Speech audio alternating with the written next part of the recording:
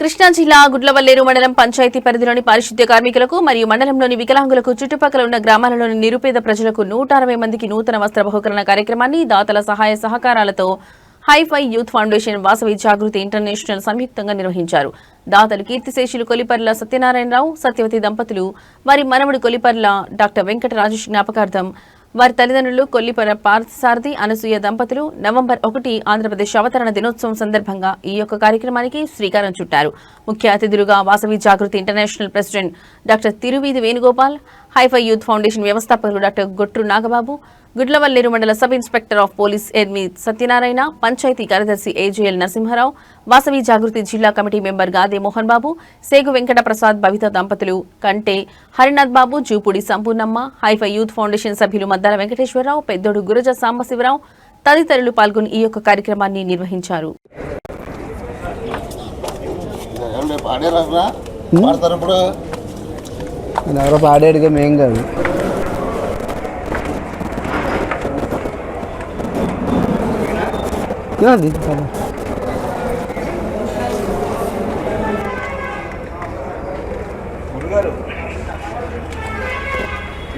వెళ్తున్నా అండి దా ఆయన వెళ్ళిపోతాడు, అందుకని ఆయన తెచ్చామంటాను కిందకి వెళ్ళి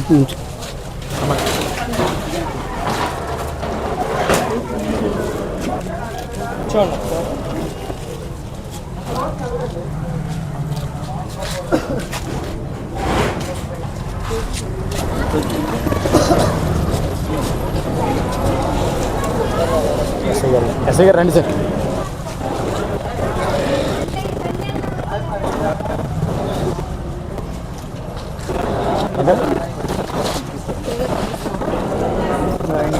ఇక్కడ ఒకటి ఇవ్వలేదా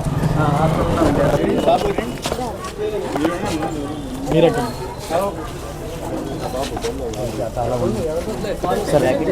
రెండు సార్ మీరు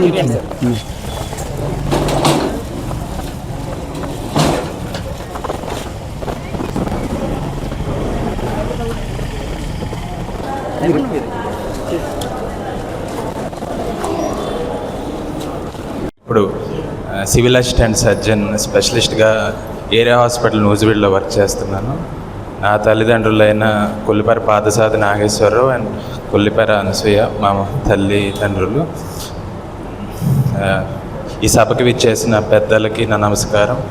ముఖ్యంగా ఈ కార్యక్రమం పారిశుద్ధ్య కార్మికులు యాజ్ వెల్ యాజ్ వికలాంగులకి నూతన వస్త్ర బహుకరణ కోసం మా తల్లిదండ్రులు చేసినందుకు నేను చాలా గర్వంగా ఫీల్ అవుతున్నాను.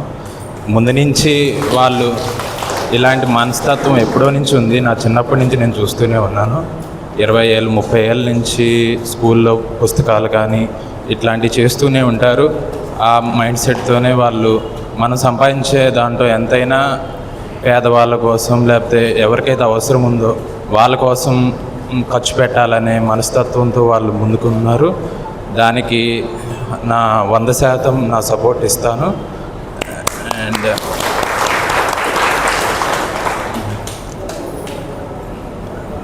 ఓకే, ధన్యవాదాలు. ఒప్పంగా చెప్పుకున్న ఆయన ఇలాంటి సభలు సమావేశాలు నిర్వహించడానికి ఎంఓసీగా అంటే మాస్టర్ ఆఫ్ సెరమనీగా నిర్వహించే వారికి, అలాగే మరి రాజకీయ నాయకులకి, వ్యాపారస్తులకి, వివిధ రంగాల్లో ఉన్నటువంటి నాయకులకి అందరికీ కూడా ట్రైనింగ్ సెమినార్లు నిర్వహిస్తూ మరి జాగృతి ఇంటర్నేషనల్లో ఇప్పటికీ దాదాపు 60 క్లబ్లు పైన స్థాపించడం జరిగింది వచ్చిన సంవత్సరన్నర కాలంలో. మరి ఆయన కూడా నమస్కారం. ప్రార్థించే పెదవుల కన్నా సేవలు చేసే చేతులు మిన్న అని చెప్పనే ఒక మాట ఎంత నిజమనేది ఈరోజు ఈ కార్యక్రమాన్ని చూసిన తర్వాత అర్థమైంది. వాసవి జాగృతి ఇంటర్నేషనల్ అనే స్వచ్ఛంద సేవా సంస్థని సంవత్సరాల క్రితం ఏలూరులో స్థాపించడం జరిగింది.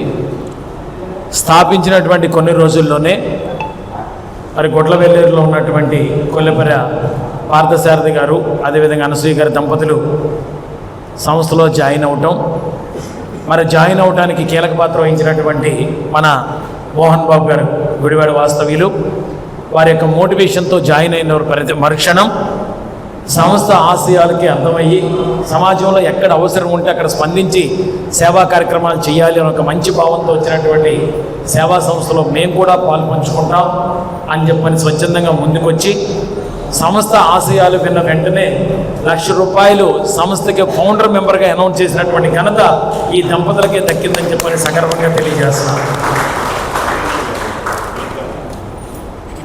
ఇందాక మోహన్ బాబు గారు మాట్లాడేటప్పుడు ఒక 4 విషయాలు చెప్పారు.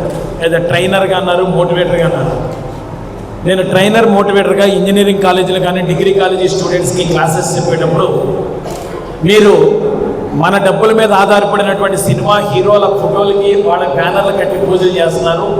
చేయాల్సింది వాళ్ళ కాదు, చేస్తే అమ్మనాన్నలకి చెయ్యండి, లేకపోతే కటౌట్లో బ్యానర్లు కట్టాల్సింది వాళ్ళకి కాదు. వాటర్లో మన గురించి సైనికుల్లాగా సేవ చేస్తున్నటువంటి సైనికులకి చేయాలా, లేదు సమాజంలో మనకు రక్షణ కల్పిస్తున్నటువంటి పోలీస్ డిపార్ట్మెంట్ వారికి చేయాలా, లేకపోతే మనకి అన్నం పెడుతున్నటువంటి రైతుకు చేయాలి. లాస్ట్ వన్ నేను చెప్పింది ఏంటంటే, కరోనా కష్టకాలంలో మనిషిని చూడటానికి కూడా భయపడుతున్నటువంటి సందర్భంలో మన కనీస అవసరాలు తీర్చినటువంటి కార్మిక సోదరులు ఎవరైతే ఉన్నారో వారికి కటౌట్లో బ్యానర్లు కట్టాలి అని చెప్పని ప్రతి మీటింగ్లో సందర్భంలో తెలియజేయడం జరిగింది. మరి ఆ రోజున ప్రాణాలు సైతం లెక్క చేయకుండా ప్రాణాలకు ప్రమాదం అని చెప్పని తెలిసినా ఈ సమాజానికి సేవను అందించినటువంటి వ్యక్తుల్లో పారిశుద్ధ్య కార్మికులు మీరు ముందంజలో ఉన్నారని చెప్పని సగర్వంగా ఈ సవినయంగా ఈ సందర్భంగా మీ అందరికీ సేవలను గుర్తిస్తామని చెప్పని సగర్వంగా తెలియజేస్తున్నాను. నిజంగా ఈరోజు చనిపోయినటువంటి స్వర్గస్థులైనటువంటి పెద్దవారి పేరు మీద సేవా కార్యక్రమాలు నిర్వహిస్తున్నారని చెప్పనన్నారు.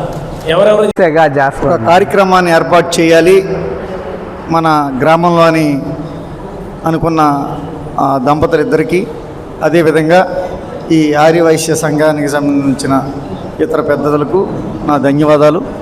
అదేవిధంగా ఈ కార్యక్రమాన్ని పిలవగానే అందరూ కూడా హాజరైనందుకు మీకు అందరికీ కూడా నా పేరున ధన్యవాదాలు. అదేవిధంగా ఈ ఇతను మాట్లాడుతున్నప్పుడల్లా చెప్తున్నారు ఎస్ఐ గారికి ఏదో పనులు ఉన్నాయని. పనులున్నా లేకపోయినా ఒక సేవా తత్పరతో ఒక కార్యక్రమం చేస్తున్నప్పుడు మనము ఎంతవరకు సాయం చేసినా చేయకపోయినా అందులో చిన్న భాగస్వామ్యం కావడం అనేది మనిషికి మంచి లక్షణంగా ఉండాలి. ఎందుకంటే ఉన్న సమస్యలన్నీ సాయం చేస్తే అయిపోయి కాదు, కానీ మన వీళ్ళు ఈరోజు ఎంచుకున్న రంగం ఏదైతే ఉందో కరోనా సమయంలో అని, అదేవిధంగా ప్రస్తుత రోజుల్లో కానీ ఇక ముందు కానీ మన ఇంటి పరిసరాలను మనం శుభ్రం చేసుకోవడానికి బాధపడుతున్న సందర్భం నుంచి వాళ్ళకి అరకొరక జీతాలైనా సరే ఏదో ఫ్యూచర్లో ఏదైనా వాళ్ళకి మంచి అవకాశం వస్తుందనే ఒక ఉద్దేశంతోనో, లేకపోతే అక్కడ డ్యూటీలో జాయిన్ అయ్యాం కాబట్టి ఆఫీసర్ల ఇబ్బందుల గురించో వాళ్ళు సొంత పనిని ఎలాగా మనము ఫీల్ అవుతామో గ్రామాన్ని పరిశుభ్రంగా ఉంచడంలో కానీ వీధులను పరిశుభ్రంగా ఉంచడంలో కానీ వాళ్ళ సేవ ఎనలేనిది. కరోనా మహమ్మారి సందర్భంలో ఇళ్లలోంచి ఎవరూ రాకపోయినా కొన్ని శాఖలకు సంబంధించిన సిబ్బందికి వాళ్ళకి ప్రాణాపాయం అని తెలిసి కూడా పని చేయాల్సిన పరిస్థితి వచ్చింది.